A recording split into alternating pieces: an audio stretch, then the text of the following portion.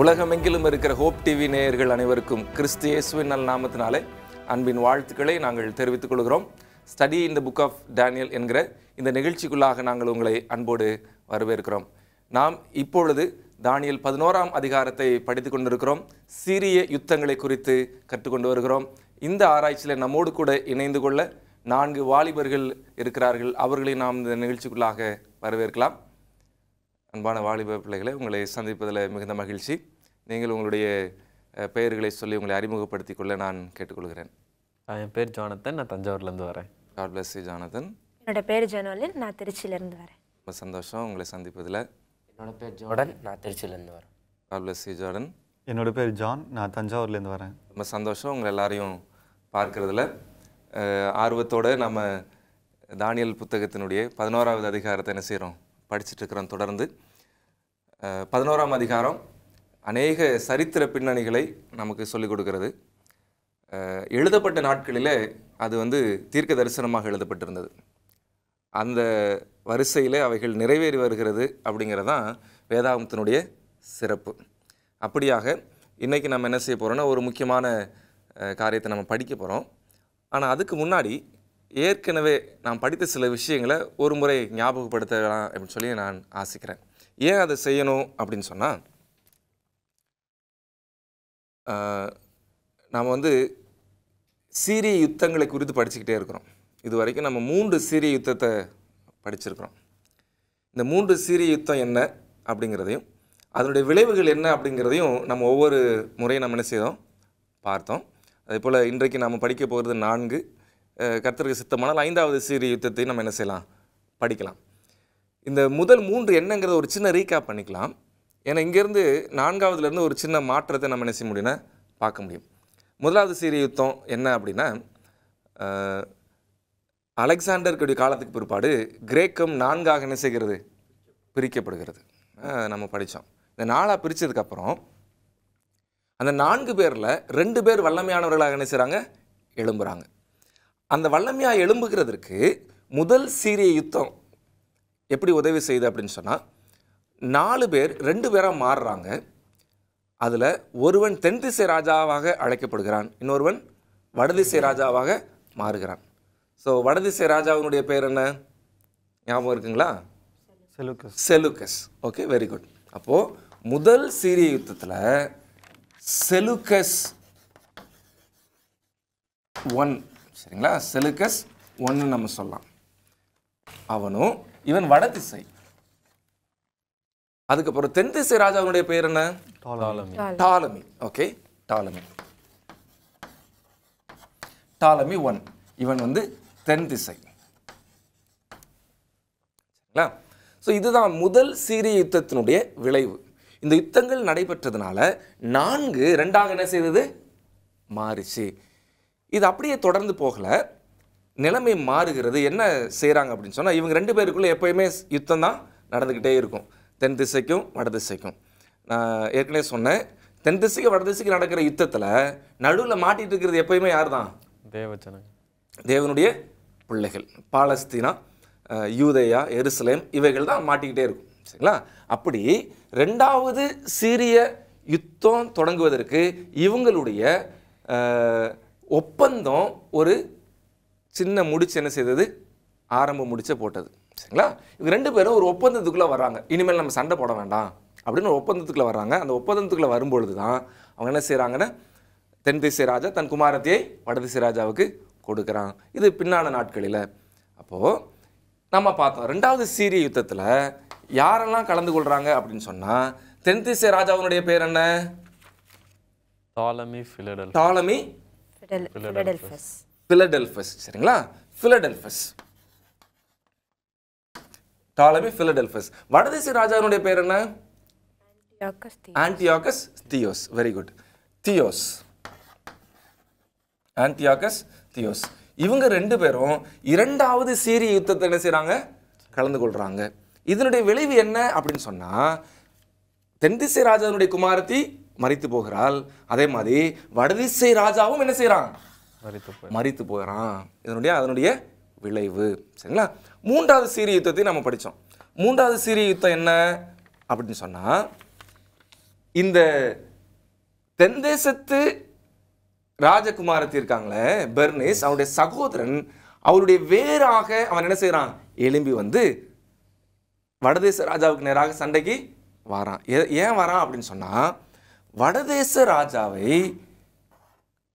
கொலை செய்த லவோதிசி பெர்னிஸையும் என்ன செய்திருந்தாள், கொலை செய்துட்டார். அதற்கு பழி வாங்கத்தக்கதாக 3வது சீரிய யுத்தம் நடைபெறுகிறது. இந்த யுத்தத்தை செய்ய தொடங்கின நபர் பேர் என்ன ஞாபகம் இருக்குதா? Ptolemy Euergetes. Okay, very good. யூக்ரட்டஸ்.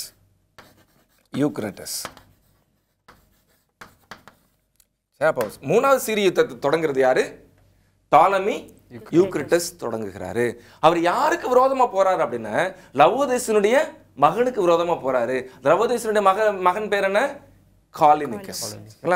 அவங்க 2 பேருக்கும் சண்டை நடக்குது. இதுதான் 3வது சீரிய யுத்தம். சரி, இந்த 3வது சீரிய யுத்தத்துல சண்டைக்கு போய் அவங்க என்ன செய்யறாங்க அப்படின்னு சொன்னா, காலினிக்கஸை கைது பண்றான். கைது பண்ணதுனால அவன் சிறைச்சாலையில இருந்து இறந்து போயிடுறான். ஆனா யூக்கரிட்டஸோ அவனை விட ஒரு 5 வருஷம் அதிகமா இருந்து இறந்து போறான். சரிங்களா? இது 3வது சீரிய யுத்தம் முடிவடைகிறது. நாம் இன்னைக்கு படிக்க போகிறது 4வது சீரிய யுத்தம். சரிங்களா? வாசிக்கலாமா? என்னென்ன வசனங்கள்? 11வது அதிகாரத்துக்கு வாங்க. தானியேல் 11. 11ல் 10, 11, 12, 13, 12 வரைக்கும் நம்ம வாசிக்க போகிறோம். முதல்ல 10வது வசனத்தை நம்ம வாசிக்கலாம். ஆனாலும் அவனுடைய குமாரர் யுத்தம் செய்ய எத்தனித்து திரளான சேனைகளை கூட்டுவார்கள். இவர்களில் ஒருவன் நிச்சயமாய் வந்து வெள்ளம் போல கடந்து திரும்பவும் தன்னுடைய அரண் மட்டும் யுத்தம் கலந்து சேருவான். சரி, இப்போ பாருங்க, 10வது வசனத்தில் நம்ம என்ன வாசிக்கிறோம்? ஆனாலும் அவனுடைய குமாரர் யுத்தம் செய்ய எத்தனித்து. யாருடைய குமாரர்? இப்போ நம்ம ஏன் பார்த்தோம் இது 3ஐயும் அப்படின்னு சொன்னா, அதனுடைய தொடர்ச்சி தான். ஒன்னொன்னும் பாருங்க, ஒவ்வொன்றுக்கும் ஒவ்வொரு தொடர்ச்சி இருக்குது. 2வது சீரிய யுத்தத்திற்கு அடித்தளம் போட்டது முதல் சீரிய யுத்தம். 3வது சீரிய யுத்தத்துக்கு அடித்தளம் போட்டது 2வது சீரிய யுத்தம். 4வது யுத்தத்துக்கு அடித்தளம் போட்டது என்னது? 3வது சீரிய யுத்தம். அப்போ 3வது சீரிய யுத்தத்தின் முடிவில் நம்ம ஒரு விஷயத்தை பார்த்தோம். யார் இறந்துட்டா? சிறைச்சாலையிலேயே இறந்தாரே ஒருத்தர். யார் அவரு?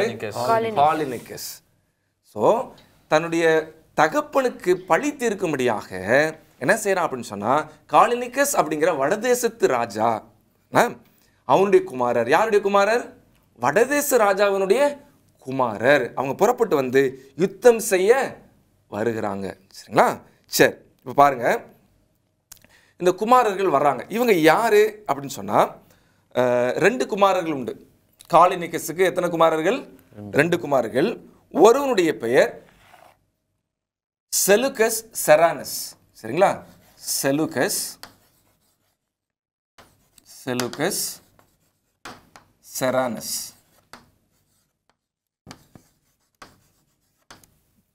ஓகே. இன்னொருத்தருடைய பெயர் ஆன்டியோகஸ் மேக்னஸ்.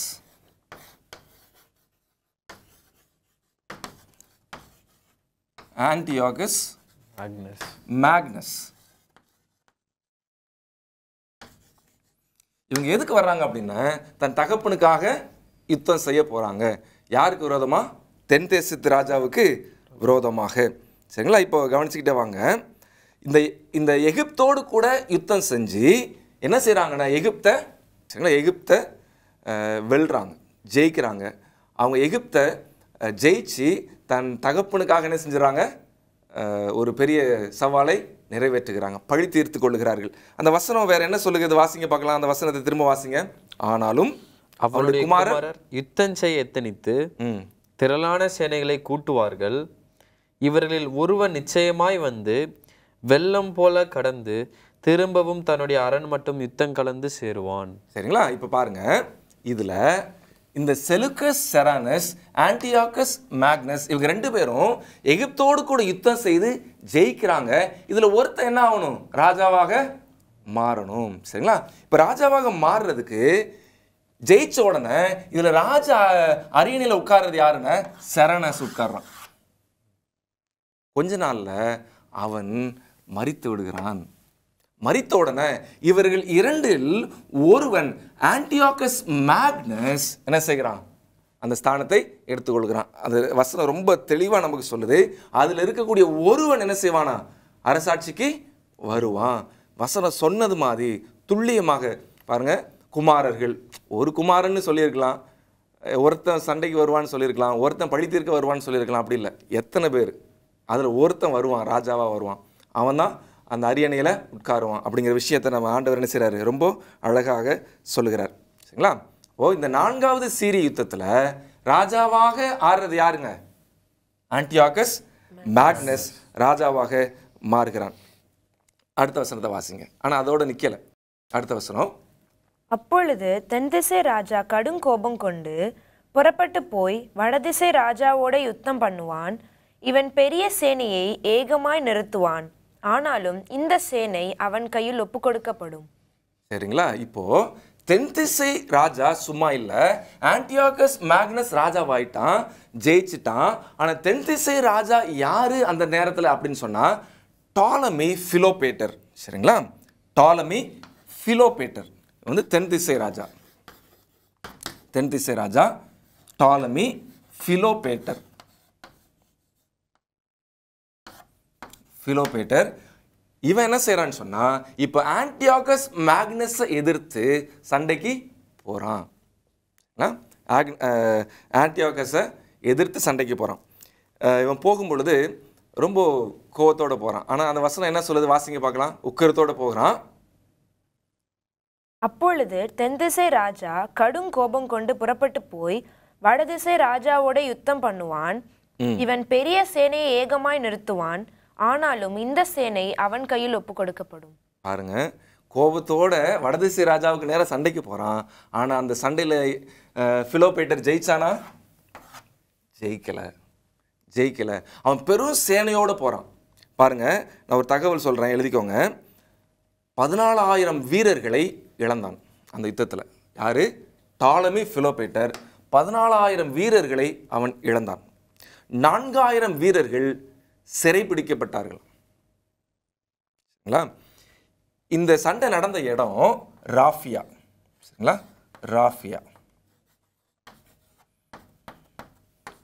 ராஃபியா அப்படிங்கிற இடத்துல இந்த யுத்தம் நடந்துச்சு.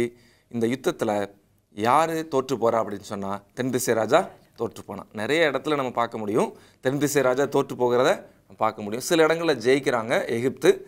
ஏன்னா அதுக்கு முன்னாடியே அவங்க வந்து நிறைய ஆண்டுகள் வல்லரசாக இருந்திருப்பாங்க, பெரிய பெரிய ராஜ்யமாக இருந்திருப்பாங்க எகிப்து. அதனால் இப்போ எகிப்தினுடைய வீழ்ச்சிக்கு நேராக போயிட்டுருக்குறோம். சரிங்களா? எகிப்து எப்படி வீழுது அப்படிங்கிறத நம்ம என்ன செய்யலாம் பார்க்க முடியும். இங்கேயும் எகிப்து மீண்டும் தோல்வியை தழுவுகிறது. இந்த தோல்வி சந்தித்த இடம் ராஃபியா அப்படிங்கிற அந்த இடத்துல அவங்க என்ன செய்கிறாங்கன்னு தோற்று போனாங்க. சரி, 12வது வசனத்தை வாசிங்க. அவன் இந்த சேனையை நீக்கின பின்பு அவனுடைய இருதயம் கர்வம் கொள்ளும். அவன் அநேகமாயிரம் பேரை மடிவிப்பான், ஆனாலும் பலம் கொள்ள மாட்டான். சரி, இப்போ பாருங்க, இந்த கதை நமக்கு நல்லா புரியணும். பாருங்க, செலுக்கஸ், செரானஸ், ஆன்டியோகஸ் மேக்னஸ், இவங்க 2 பேர்ல ஆன்டியோகஸ் மேக்னஸ் தான் ராஜாவா உட்கார்றான். அந்த நேரத்தில் தென்திசை ராஜா பிலோபேட்டர் என்ன செய்யறான்? ஆன்டியோகஸ் மேக்னஸோட கோபத்தோட யுத்தத்துக்கு போறான். ஆனா தோத்து போறான். தோத்ததுக்கு அப்புறமா இப்போ இங்க என்ன நடக்குது பாருங்க. ஜெயிச்சது யாருங்க? Antiochus Magnus ஜெயிச்சிட்டான். இப்போ இவனுடைய இருதயம் கர்வம் கொள்ளுது. யாரை ஜெயிச்சிட்டோம்? நாம தென்திசை ராஜாவை ஜெயிச்சிட்டோம்னு சொல்லிட்டு கர்வம் கொள்ளுகிறது. இன்னும் நிறைய யுத்தத்துக்கு போறான். இன்னும் சொல்ல போனா இவன் என்ன பண்றான் அப்படின்னு சொன்னா யூதர்களை கொடுமைப்படுத்த ஆரம்பிக்கிறான். யூதர்களுக்கு விரோதமாக செயல்பட ஆரம்பிக்கிறான். வசனம் சொல்லுது பாருங்க, அவன் இருதயத்திலே கர்வம் கொண்டான், அநேகமாயிரம் பேரை கொன்றான். ஆனாலும் அங்க என்ன நடக்குது? வசனம் எப்படி முடியுது? அந்த வசனம் பலம் கொள்ள மாட்டான். அவன் பலம் கொள்ள மாட்டான். இவன் பாருங்க, இவன் நிறைய வேலையை அவன் செய்கிறான். என்ன செஞ்சான் பாருங்க. டாலமி பிலோபேட்டர் பாலஸ்தீனாவை கைப்பற்றி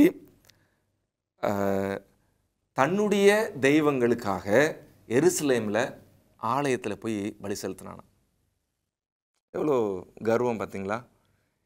இவனுக்கு ஜெயத்தை கொடுத்ததே ஆண்டவர் தான். ஏன்னா எல்லா தோல்வியும் ஜெயமும் தேவன் அனுமதித்தால்தான் கிடைக்கும். இவனுக்கு ஜெயம் கொடுத்ததே ஆண்டவர் தான். அந்த பாலஸ்தீனாவுக்குள்ள போய் எருசலேமுக்குள்ள போய் கர்த்தருடைய ஆலயத்துல இவனுடைய தெய்வங்களுக்கு என்ன செய்தானாம்? பலிகளை செலுத்தினான். மகா பரிசுத்த ஸ்தலம் வரையிலும் ஆசாரியர்கள் தடுத்த பொழுதிலும் மகா பரிசுத்த ஸ்தலம் வரையிலும் போய் அங்க பலி செலுத்தினானாம். அவ்வளோ ஒரு மோசமான செயலில் ஈடுபட்டிருக்கேன் பாருங்க. நம்ம யோசிச்சோம்ல, நான் ஏற்கனவே சொன்னேன், இதில் கொஞ்சம் மாற்றத்தை நம்ம பார்க்கலாம். என்ன மாற்றம்? நேரடியாக யார் பாதிக்கப்படுறாங்க? தேவனுடைய ஜனம். நேரடியாக. ஏன் இந்த சண்டை நடுவில் மாட்டிட்டு இருக்கிறது யாரு? தேவனுடைய ஜனம். இவன் தென் திசை ராஜா வடதிசை ராஜா கூட சண்டைக்கு போகணும்னா யாரை தாண்டி தான் போகணும்? பாலஸ்தீனை தாண்டி தான் போகணும். மேலே இருக்கிறவன் கீழே சண்டைக்கு வரணும்னா இவனை தாண்டி தான் இவன் கூட சண்டைக்கு வரணும். ஸோ ரெண்டு பக்கமும் இடி வாங்குகிற மத்தளம் போல ஆனவங்க தான் யாரு? நம்முடைய இஸ்ரவேல் ஜனங்கள், யூத ஜனங்கள். அவங்க அந்த இடத்துல தங்களுடைய விசுவாசத்தை என்ன செய்யணும்? நிலை நிறுத்த வேண்டும். இங்கே கவனிங்க, இதற்கு பதிலாக ஆண்டவர் என்ன செய்தார் தெரியுமா? இந்த ஆன்டியோகஸ் மேக்னஸை பைத்தியமாக்கினார். அவன் மரிக்கும் பொழுது பைத்தியக்காரனாக மரித்தானான். பார்க்குறாரு, நான் என் ஜனத்தை உன் கையில் கொடுக்கறத எதுக்குன்னு சொன்னா அவங்கள நீ பாதுகாக்கிறதுக்கு, அவங்கள நீ மணந்திருப்பதற்கு. ஆனால் நீ படுமோசமாக போயிட்டு இருக்கிற, நான் உன்னை எப்படி சும்மா விடுவேன்னு சொல்லிட்டு ஆண்டவர் அவனை பைத்தியமாக மாற்றினார். ஒரு பைத்தியக்காரனாக அவன் என்ன செய்தான்னு சொன்னால் மரித்தான்.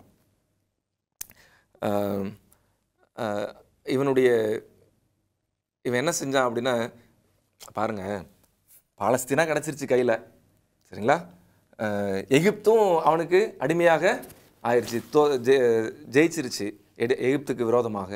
அப்படியே நிம்மதியாக இருந்திருக்கலாம். இவன் யாராக மாறணும்னு நினச்சானா, சரித்திர ஆசிரியர் ஒருத்தர் எழுதுறாரு, இவன் அரசியல் தலைவனாக இருந்தான், ஆனால் ஆன்மீக தலைவனாக மாறணும்னு நினச்ச போது ஆண்டவர் என்ன செஞ்சார்? அவனை அழித்து போட்டார். இவன் எங்கே வரைக்கும் போகிறான்? ஆசரிப்பு கூடாரம் வரைக்கும் உள்ளே போகிறான். இதுதான் அவனுடைய கர்வத்துக்கு கிடைத்த பலன். இதோடு கூட 4வது சீரிய யுத்தம் என்ன செய்கிறது? முடிவுக்கு வருகிறது. சரிங்களா? 12வது வசனத்தை வாசிங்க பார்க்கலாம். அதை வாசித்தோமா? 12வது வசனம் நம்ம வாசித்தோம். 13வது வசனத்தை வாசிங்க. சில வருஷங்கள் சென்ற பின்பு வடதிசை ராஜா திரும்ப முந்தின சேனையிலும் பெரிதான சேனையை சேர்த்து மகா பெரிய சேனையோடும் வெகு சம்பத்தோடும் நிச்சயமாய் வருவான்.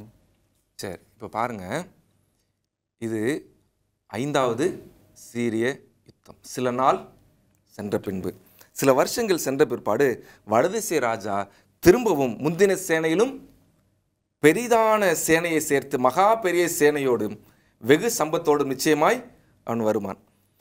இங்கே நீங்களே சொல்லுங்க, இதில் 2 ராஜாவும் மரிச்சிட்டாங்க, சரிங்களா? பிலோபேட்டர், இவனுடைய மரணத்துக்கு காரணம் யாரு? Antiochus Magnus. இப்போ ஆன்டியோகஸ் மேக்னஸுடைய மரணத்துக்கு காரணம் யாரு? அவனே தான், சரிங்களா? அவனே தான். ஏன்னா அவன் இருக்கிறபடி அவன் இல்லை. பாருங்க, 2 பேருமே இறந்துட்டாங்க. இந்த 2 பேரும் இறந்த நிலையில் டாலமி செத்ததுக்கப்புறம், கவனிச்சுக்கோங்க, டாலமி செத்ததுக்கப்புறம் இவனுடைய குமாரன் ஒருவன் 5 வயது தான், அவனுக்கு 5 வயது குமாரன். அவனுடைய பெயர் டாலமி எபிஃபனஸ், சரிங்களா? டாலமி பிலோபேட்டருடைய பையன் பேர் டாலமி எபிஃபனஸ். ஓகே, நான் சொன்னேன் பாருங்க, ஏற்கனவே இவன் பைத்தியக்காரனாக சாகிறதுக்கு முன்னாடி இவன் செத்துட்டாங்கிறத நம்ம தகவலை பார்த்துட்டோம். 4வது சீரிய யுத்தத்திலேயே கொஞ்சம் அட்வான்ஸ்டாக நம்ம பார்த்துட்டோம், சரிங்களா? இவன் கடைசி எப்படி செத்தான்னு சொல்லிட்டு. ஆனால் இவனை கவனிங்க, இவன் என்ன பண்ணுறான்? இந்த பிலோபேட்டர் இறந்த உடனே இவனுக்கு 5 வயசு பையன், அவன் ராஜாவாக இருந்த உடனே இவன் அதற்கு ஈஸியாக என்ன பண்ணிடலாம், ஜெயிச்சிடலாம் அப்படின்னு சொல்லிட்டு இவன் கூட என்ன பண்ணான்னா சண்டைக்கு வருகிறான். இந்த 5 வயது குமாரனோடு சண்டைக்கு வரான். அவன் சண்டைக்கு போல, அவனுடைய தளபதி என்ன செய்கிறாங்க? சண்டைக்கு போகிறாங்க. ஆனால் அந்த சண்டையில் இவன் என்ன செஞ்சிட்டான்? தோத்துறான். இப்போ கவனிங்க, சில வருஷங்களுக்கு பின்பு வடதிசை ராஜா திரும்ப முந்தின சேனையிலும் பெரிதான சேனையை சேர்த்து மகா பெரிய சேனையோடு வெகு சம்பத்தோடும் வருவான். இப்போ பாருங்க, இந்த 5 வயசு பையன்ட்டு அவன் தோத்துட்டான் அப்படிங்கிறதுனால கொஞ்சம் வருஷம் கழித்து இந்த 5 வயது பையன் கொஞ்சம் வாலிபனாகி ராஜா சீட்டில் என்ன செய்கிறான், உட்காரான், அரியணையில் உட்காடுறான். இப்போது திரும்பவும் அவன் யுத்தத்துக்கு வாரான், சேனையை கூட்டிகிட்டு வாரான். இந்த யுத்தத்தில் இந்த ஆன்டியோகஸ் மேக்னஸ் இந்த சந்தர்ப்பத்தை பயன்படுத்தி ஜெயிக்கிறதுக்கு முயற்சி எடுக்கிறான். ஆனாலும் அவனால் என்ன செய்ய முடியல, ஜெயிக்க முடியல ஆரம்பத்தில்.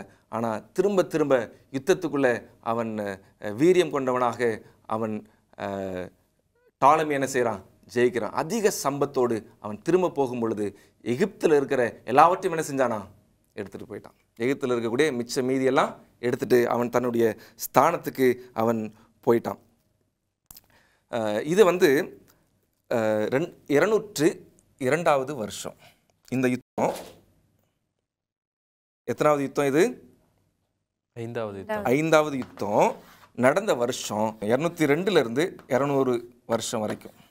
202லேருந்து 200 வருஷம் வரைக்கும் இந்த யுத்தம் நடைபெற்றது. இந்த 2 வருஷத்துக்குள்ள 5வது சீரிய யுத்தம் நடந்து முடிந்தது. சரிங்களா? சரி, இதுக்கப்புறம் தான் அவன் என்ன செய்கிறான்னு மரிக்கிறான். சரிங்களா? ஆன்டியோகஸ் மரித்து போகிறான். ஓகே, நாம் 6வது சீரிய யுத்தத்துக்குள்ளே நம்ம கடந்து போகணும் அடுத்தது. அதான சீக்வன்ஸ். ஆனால் இந்த 6வது சீரிய யுத்தத்துக்கு போகிறதுக்கு முன்னாடி ஒரு பகுதி ஒன்று இருக்குதுங்க. அதுதான் 14வது வசனம். வாசிங்களேன், 14வது வசனம். அக்காலங்களில் தென்திசை ராஜாவுக்கு விரோதமாக அநேகர் எழும்புவார்கள். அப்பொழுது உன் ஜனத்தில் உள்ள துண்டரிக்காரரின் புத்திரர் தரிசனத்தை நிறைவேற்ற தங்களை உயர்த்துவார்கள். சரி, என்ன வாசிக்கிறோம் அப்படின்னு சொன்னால், அக்காலங்களில் தென்திசை ராஜாவுக்கு விரோதமாக அநேகர் எழும்புவார்கள். இப்போ கவனிங்க, இந்த 5வது சீரிய யுத்தத்தில் ஜெயிச்சது யாரு?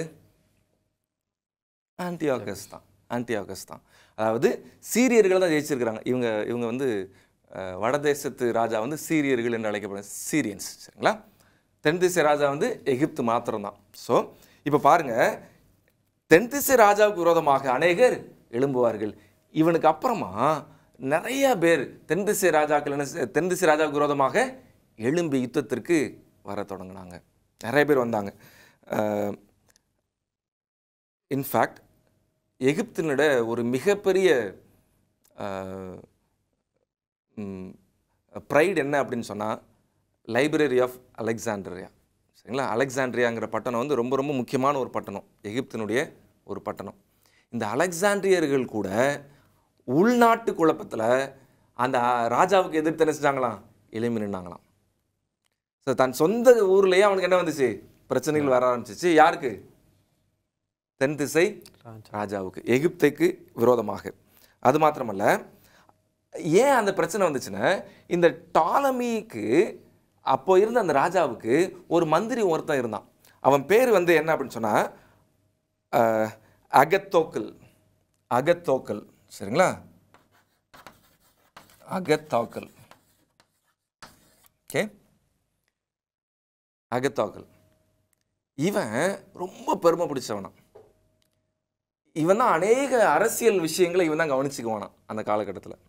ஸோ இவனுடைய செயல்பாடுகள், அரசியல் செயல்பாடுகள் அநேகருக்கு என்ன செய்யலை, பிடிக்கலை. அதன் விளைவு தான் அலெக்சாண்ட்ரியர்கள் என்ன செய்கிறாங்க, சண்டைக்கு வராங்க. அது மாத்திரமல்ல, இவனுடைய செயல்பாடு மற்ற பக்கத்தில் இருந்த தேசங்களுக்கு என்ன வந்துச்சு, கொஞ்சம் கஷ்டத்தையும் துன்பத்தையும் கொடுத்ததுனால இவங்க எகிப்துக்கு நேராக யுத்தத்துக்கு வர தொடங்கினாங்க. நிறைய சிற்றரசர்கள் கூட எகிப்துக்கு விரோதமாக என்ன செய்ய ஆரம்பிச்சாங்களாம், சண்டைக்கு வர தொடங்கினாங்க. இதோடு கூட மக்கதோனியாவை சேர்ந்த பிலிப், சரிங்களா, பிலிப் ஆஃப் மாசிடோனியா. இந்த மக்கதோனியாவை சேர்ந்த பிலிப்பும் ஆன்டியோகஸ் மேக்னஸும், சரிங்களா, ஆன்டியோகஸ் மேக்னஸும். ஓகே, இன்னும் ஆன்டியோகஸ் மேக்னஸ் இருக்கிறாரு. நம்ம முன்னாடியே இவர் இறந்ததை நம்ம முன்னாடியே பார்த்துட்டோம், அவ்வளோதான். இன்னும் ஆன்டியோகஸ் மேக்னஸ் இருக்கிறாரு. இந்த ஆன்டியோகஸ் மேக்னஸும் பிலிப் ஆஃப் மாசிடோனியாவும் கூட்டு சேர்ந்து திரும்பவும் யாருக்கு கூட சண்டைக்கு வராங்க, தென்திசை ராஜாவோட சண்டைக்கு வராங்க. பாருங்க, இந்த தென்திசை ராஜாவுக்கு எப்பக்கத்திலும் இருந்து என்ன வருகிறது, நெருக்கம் வருகிறது. இதற்கு எல்லாமே காரணம் யார் தான், தென்திசை ராஜா தான். ஏன்னா நம்ம ஏற்கனவே ஒரு விஷயத்த நம்ம படித்தோம், ஞாபகம் இருக்குதா அவங்களுக்கு? எல்லாரும் கொஞ்ச நாள் யூதர்கள் எல்லாம் எகிப்துக்குள்ள ஆண்டவர் போகக்கூடாதுன்னு சொல்லியிருந்தப்ப என்ன பண்ணியிருந்தாருங்க? போயிட்டாங்க. ஏன் அங்கே போனாங்களாம்? எகிப்தினுடைய ஞானத்தை தேடி போனாங்களாம். எகிப்தினுடைய ஞானத்தை தேடி போனாங்களாம்.